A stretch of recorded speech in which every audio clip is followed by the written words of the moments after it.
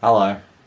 What is going on today, I don't hear you ask? Well, today I'm going to compare two films and how they tailored to their different audiences and the different decades that they were in. Great. Amazing.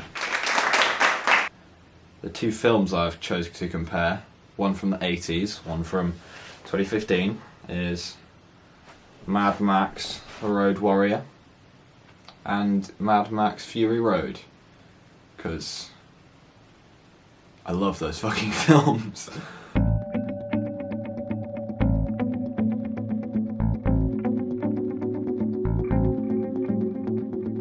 So how did the second Mad Max Road Warrior, tailor to its audience? I also don't hear you ask. You could ask me that, you know.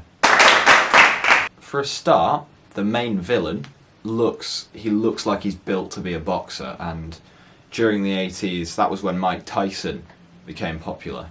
The overall storyline of the film is there was a nuclear war, and this biker looking man named Max is trying to survive in the apocalypse. And that works because there was a lot of nuclear threat going around in the 80s with the Cold War and everything, and only 2 years after the film came out, the Soviet Union and America very, very nearly went to nuclear war. So it tailors to their audience because it's something that they could go through. It would feel more real then, that way. The main character, as I said, looks like a biker dressed in all full leather. Biker gangs became a big thing in the 80s as well, Harley Davidsons, etc. A lot of pop culture in the 80s was just from aesthetic.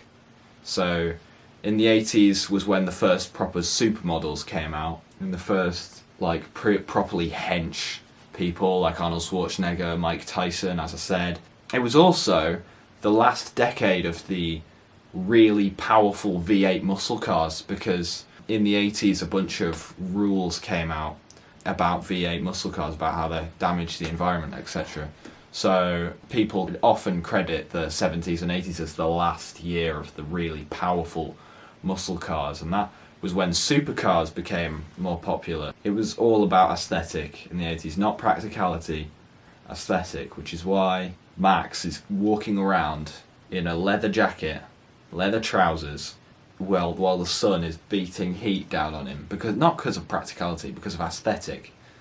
It's the same with his car. His car was it was a muscle car. It was a low down muscle car, a Ford Falcon XB, I think. It would have struggled off road. It would have struggled anywhere. It would have struggled round corners, for Christ's sake. But he has it because of aesthetic, and he drives it across the plains as if they're absolutely nothing. It's the kind of thing a Range Rover would be able to get over, but not his car, but he drives it because aesthetic.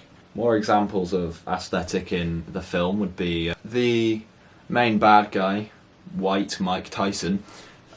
His gang, they all drive muscle cars. They all drive extremely low down muscle cars. In fact, one of the people in his crew has a pink muscle car. It's just pink, not because of any reason, just because he likes it like that.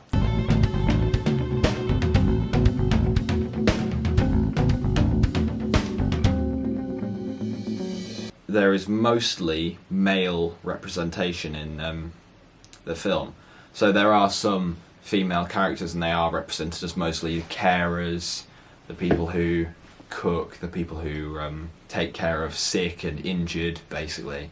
But most of all, it's the men who are represented, and they're represented to be quite harsh, rough. A lot of time leadership is in the men's hands, so like the main antagonist is a man. The leader of the group of innocents who Max is trying to take care of is Papagallo. He's a guy.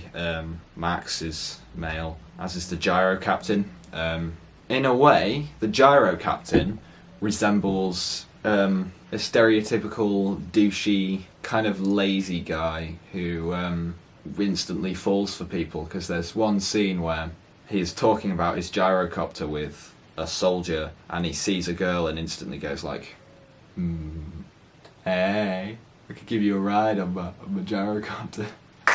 He's kind of like, I'd say a representation of a stereotypical American man at the time. He's just like kind of clumsy, kind of stupid, kind of makes a mess, kind of experiences misfortune and falls for female people really easily. Max is more of a, though ironically he's a cop, resembles more of the bikers, more of like people who don't care, people who will lie and cheat, and that is shown in he holds the gyro captain hostage for a long time, and after a while it becomes clear that all that time he never had any bullets, and that is when he comes across a shotgun which has the same kind of ammo as his.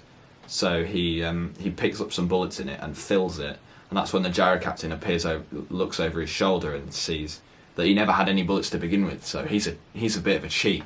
He also doesn't like to stick around people. He doesn't like to have feelings, I guess. He doesn't like to trust people, and it's kind of the same with Pappagallo, the leader of the people, because he wanted Max to drive the oil truck so that they could escape. Their plan was to drive this big oil tanker out of the camp with as much oil as they could carry, and he wanted Max to do that. But after Max said no, then he was going to stand by that. He was going to be like, all right, fine then, no, you're never going to drive this. And then when Max came back to help, it took a lot of convincing to prove him otherwise.